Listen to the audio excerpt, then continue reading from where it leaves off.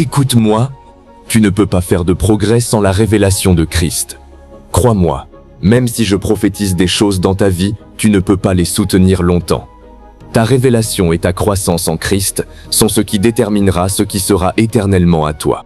Si je t'imparte et que je communique une dimension à toi, elle fonctionnera pour une saison. En fait, cette dimension elle-même commencera à appeler pour la révélation.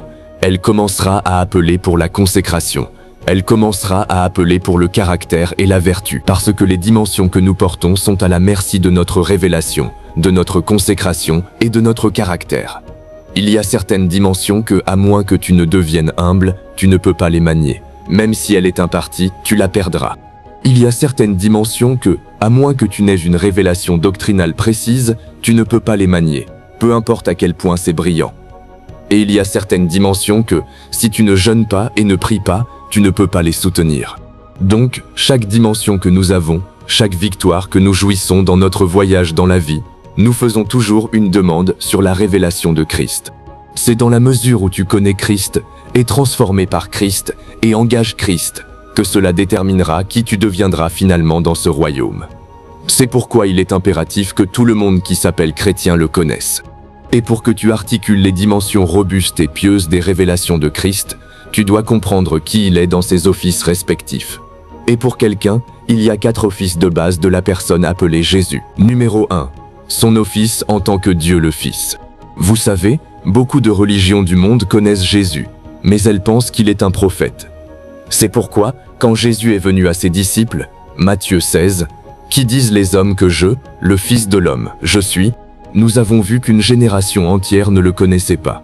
Certains disent que tu es Élie, certains disent que tu es Jérémie, certains disent que tu es Jean le Baptiste revenu des morts. Il a dit, « Qui dites-vous que je suis ?» Parce qu'il les a appelés zéro.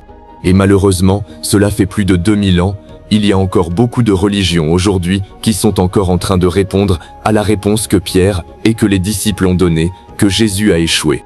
C'est pourquoi je peux vous dire avec autorité aujourd'hui que toutes les religions du monde sont dans l'erreur. Parce que la réponse que tous donnent, les disciples l'ont déjà résumée dans Matthieu 16 versets 16 à 18. Et Jésus a dit, c'est 0 sur 100.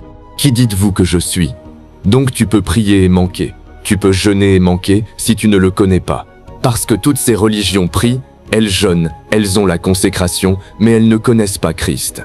Et parce qu'elles ne connaissent pas Christ, il n'y a pas de base pour étayer leurs opérations.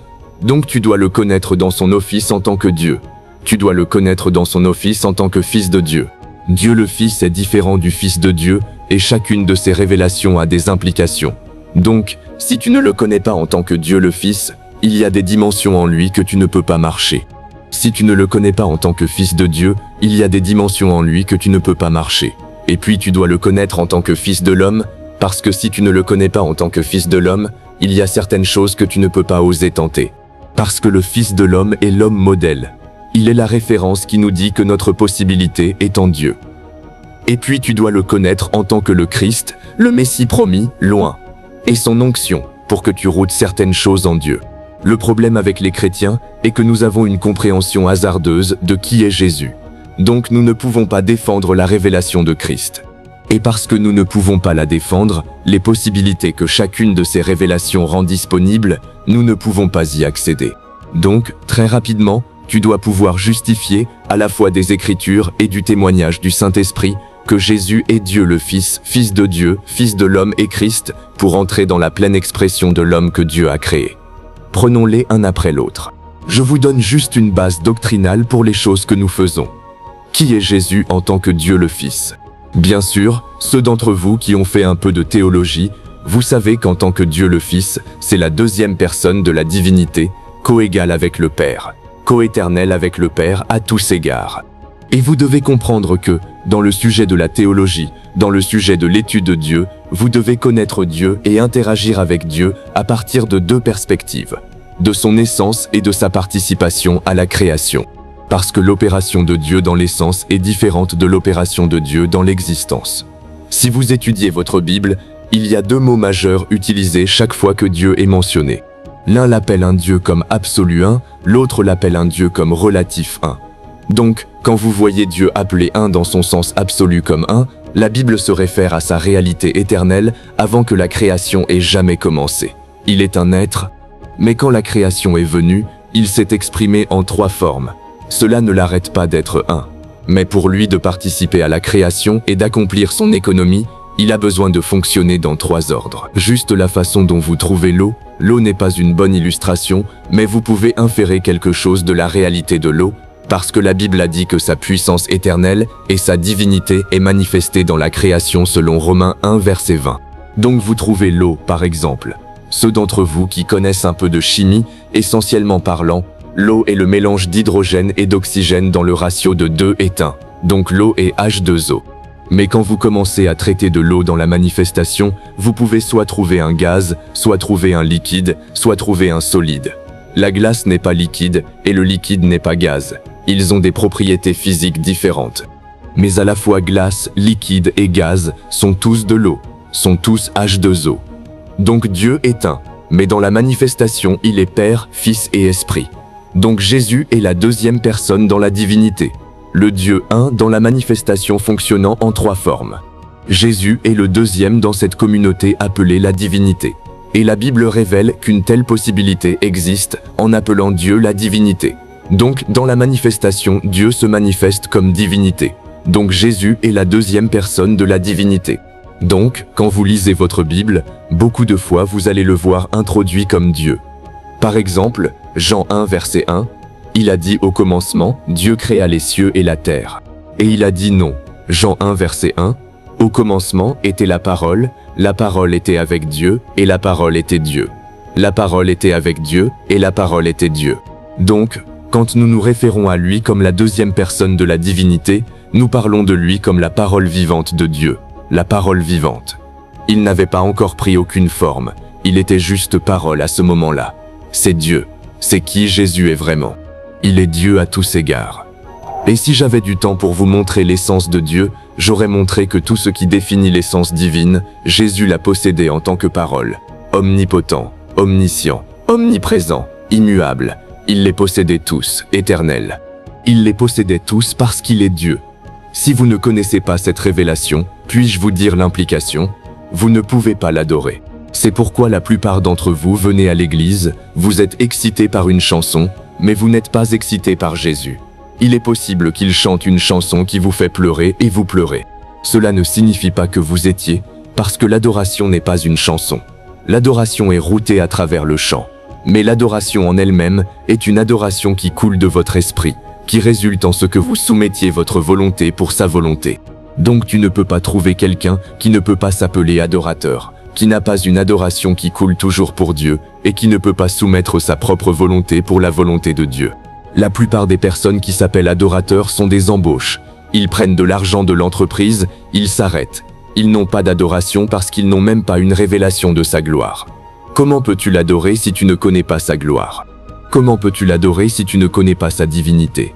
Rien. Tu vas à ta Bible, Saint, Saint, Saint est le Seigneur. Et ils disent cette chose pour toujours et toujours. Est-ce que ce n'est pas ennuyeux pour toi? Mais chaque fois qu'ils disent Saint, ils voient une autre dimension de divinité. Donc ce sont les dimensions qu'ils voient qui provoquent l'énoncé. L'énoncé n'est pas de la créativité, l'énoncé n'est pas de l'intelligence. L'énoncé est une réponse à des révélations de divinité. C'est pourquoi, quand ils tombent sur leur visage, ils se lèvent. Avant qu'ils s'assoient, ils voient une autre réalité. Ils tombent encore. Ils se lèvent. Avant qu'ils s'assoient, ils voient une autre dimension. Ils tombent. Comment des gens peuvent-ils avoir un trône sur lequel ils ne s'assoient jamais? La révélation ne les laisse pas. Ils voient une opération superlative de divinité. Donc leurs fils sont nés de leur révélation. Et quand cette révélation vient, la seule façon dont ils peuvent répondre, c'est de jeter leur couronne. Ils sont tombés sur leur visage. C'est un témoignage de soumission. La première fois que l'adoration a été utilisée dans l'Écriture était dans Genèse 22, verset 5. Abraham allait tuer Isaac comme un acte d'obéissance. Il n'y avait pas de chant là, monsieur, mais il y avait une révélation suffisante de majesté que tout ce qu'il demandait, il pouvait le faire. Donc ceux qui ne le connaissent pas en tant que Dieu peuvent l'adorer.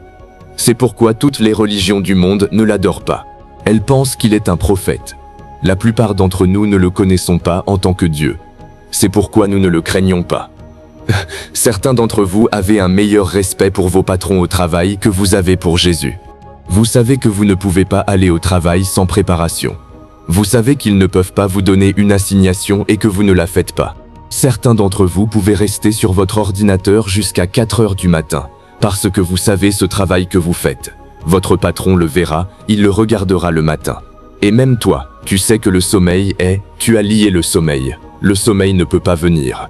Même le sommeil sait qu'aujourd'hui je ne peux pas venir, parce que si tu dois mettre ta jambe dans l'eau pour finir ce travail, tu le finiras. Mais quand il s'agit de Dieu, tu as déjà une liste d'excuses. Et quand tu la donnes avec impunité. Tu ne sais pas à qui tu parles.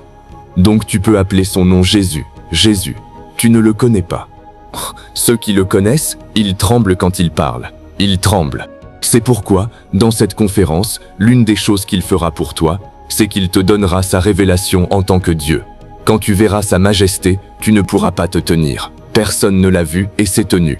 Ils sont tombés sur leur visage, parce que même ceux qui l'ont suivi en Galilée, quand ils l'ont vu en gloire, ils se sont évanouis parce qu'ils ont vu son côté divin. Une génération a besoin de voir. Pourquoi pensez-vous que la plupart d'entre nous appelons le nom de Jésus 5 fois dans la circonstance? Nous sommes encore effrayés. Cela n'est pas entré, cela n'est pas. Quand tu sais, si tu dis Jésus, tu sais que toutes choses ont été créées par lui. Sans lui, rien n'a été fait qui a été fait. Donc quand tu dis Jésus, tu sais que les circonstances s'aligneront parce que tu as amené Dieu dans l'équation. Quand tu appelles le nom d'un esprit, tu n'introduis pas cet esprit, tu invoques sa dimension. Les esprits n'ont pas besoin d'introduction, surtout Dieu. Au commencement, Dieu créa les cieux et la terre. Cette lumière est une vraie lumière qui éclaire tout homme qui vient dans le monde. Tous, nous connaissons Dieu par instinct. Donc quand nous appelons un nom de Dieu, nous n'introduisons pas Dieu, nous invoquons une dimension. Si tu étudies l'Ancien Testament, El Shaddai n'est pas une introduction, c'est pour activer la suffisance. El n'est pas une introduction, Ro n'est pas une introduction, ce sont des réveils. Et c'est pourquoi, quand ils bénissent leurs enfants, ils leur donnent des noms comme héritage. El Shaddai, je te bénis. Donc partout où tu vas, si tous les puits ne produisent pas d'eau, tu vas au nom de El Shaddai, la terre répondra. Pourquoi penses-tu que Jacob est apparu? Les autres creusaient, ceux qui ne venaient pas. Mais quand il a creusé, l'eau est venue. Ils lui ont donné Shaddai. Les pères d'autrefois ne donnaient pas de vache comme héritage. Une vache est un cadeau. Une vache est un cadeau. Ce qu'ils te donnent comme héritage sont des dimensions qu'ils connaissent. Donc quand ils te regardent et disent « Je te bénis au nom de El Shaddai », même si le Liban te trompe 10 fois, tu seras plus riche que lui. Le jour où nous connaîtrons Jésus en tant que Dieu, quand nous nous montrerons, la terre tremblera. Qu'est-ce que tu penses que les apôtres avaient? Ils les chassaient comme des animaux, mais ils sont venus au nom du Seigneur. Les nations, les systèmes ont été altérés. Ils n'avaient pas de soutien. Vois, aujourd'hui nous voyons, je crois en la connexion humaine. Ne me comprends pas mal. Dieu peut amener des partenaires d'alliance dans ta vie. Pasteur Laurence nous a déjà montré un moment comment il y a beaucoup de choses que tu peux prier pendant une vie et ne pas avoir. Quelqu'un peut te donner en un moment. Je crois en la place des hommes. Mais écoute-moi.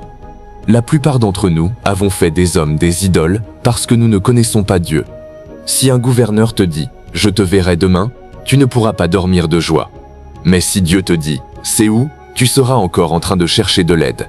Tu ne connais pas Jésus. Si tu connais sa divinité, vois, même quand tu lis ta Bible, si tu vois un verset, tu courras comme un fou, parce que tu sais qu'au moment où tu l'attrapes, la réponse est venue. Il a dit, il soutient toutes choses par la parole de sa puissance. Il soutient toutes choses. Donc c'est la révélation qui apporte l'habitation. C'est ainsi que tu peux devenir une réponse à ta génération. Vois, quand tu vas quelque part, la conscience que j'ai le droit d'utiliser le nom de Jésus.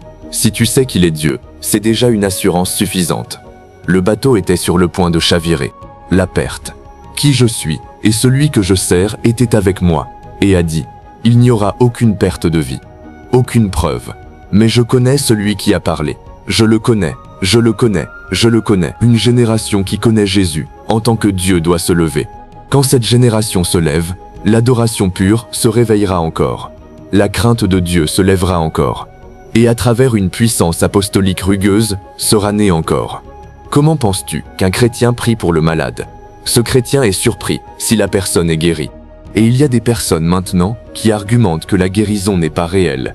comment 10 000 chrétiens se rassemblent, ils prient, ils adorent, l'évangile est prêché et le nom de Jésus est utilisé. Et tu t'assois dans le studio, tu dis, ce n'est pas un miracle. Pendant ce temps, il a dit, ces signes suivront ceux qui croient. Nous ne sommes pas sortis, nous sommes rassemblés, atmosphère consacrée, pourtant nous doutons. Quelque chose ne va pas avec la révélation. Anna, tu devrais être choqué s'il n'y a pas de miracle. La raison pour laquelle tu devrais appeler un pasteur faux ou une église fausse, c'est quand il n'y a pas de miracle, pas l'autre façon autour. Ces signes suivent ceux qui croient. Comment ai-je appelé le nom de Jésus et le démon est encore là? Je ne connais pas celui que j'appelle. Comment ai-je appelé le nom de Jésus et le cancer n'est pas parti? Comment ai-je appelé? Pendant ce temps, même un fils de Dieu, quand il a arrêté le vent et la vague, lui ont obéi. Il a pris du pain et l'a multiplié. Et il m'a donné le droit d'utiliser son nom. Et les choses ne changent pas. Et je dis que je suis un chrétien. Nous devons commencer à définir la différence entre la religion et la spiritualité. Parce que largement, ce que nous faisons est de la religion, pas de la spiritualité. Nous ne l'avons pas connu, celui qui demeure au milieu du feu de la fournaise. Nous n'avons pas compris la majesté en haut, celui que la Bible a dit, que toute la terre tremble à sa présence. Il a dit, quand Israël est sorti d'Égypte, il a dit, Juda était dans le sanctuaire. La mer l'a vu et s'est enfuie. Il a dit, le Jourdain est retourné en arrière. Et il a dit, ô mer, pourquoi t'es-tu enfui comme toi?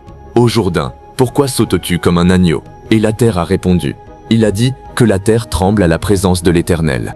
Que la terre tremble. La terre sait que sa réponse est de trembler. Comment se fait-il que nous venons en son nom, et rien n'arrive? Une génération doit se lever. La révélation de Jésus. C'est pourquoi les apôtres prêchaient Christ, parce qu'en cela est la sagesse et la puissance de Dieu. C'est là que tu commences à voir la beauté de l'intelligence de Dieu. Tu verras, il a dit, et la parole a été faite chair, et elle a habité parmi nous. Et nous avons vu sa gloire, la gloire comme du Fils unique du Père, plein de grâce et de vérité. Jésus en tant que Fils de Dieu et Dieu manifesté dans la chair. C'est pourquoi j'ai dit, grand est le mystère de la piété, que Dieu a été manifesté. La parole est féroce. Cela signifie que Dieu a été affiché, afin que quiconque et tout le monde puisse rencontrer Dieu. Quiconque et tout le monde peut marcher dans la classe de Dieu. Si tu étudies Hébreux 1 verset 3, il a dit, à partir du verset 1, Dieu, qui dans les temps anciens et en diverses manières a parlé à nous par les pères, par les prophètes, il a dit, il, en ces derniers jours, a parlé à nous par son Fils. Il l'appelle la splendeur de sa gloire, l'image expresse de sa personne. La splendeur, si tu étudies ces mots en grec, tu commenceras à crier comme un fou. Le mot splendeur là est le mot éphorances. Cela signifie que quand la révélation de Jésus le Fils vient, la gloire de Dieu, elle rayonne de toi, comme de la fumée, des intensités aux intensités. Le mot image, il y a le mot icône. Cela signifie que Dieu ne coule pas juste. Dieu est aussi démontré, parce qu'il veut que toi et moi marchions comme lui. C'est pourquoi c'est dans le contexte de la révélation du Fils que la plus claire expression de Dieu est manifestée, afin que quiconque puisse fonctionner comme Dieu. L'Éternel nous aidera. Je prie pour vous aujourd'hui, moi-même inclus. Tout ce qui a miné la personne de Christ dans ta vie, avant que tu reviennes ce soir, elles disparaîtront comme des paquets de cartes. Que ce soit la maladie, que ce soit l'échec, quelle que soit la limitation qui s'est exaltée au-dessus de Christ, avant que tu reviennes dans la soirée, elles cessent d'exister. Elles sont arrachées de ta vie, au nom de Jésus.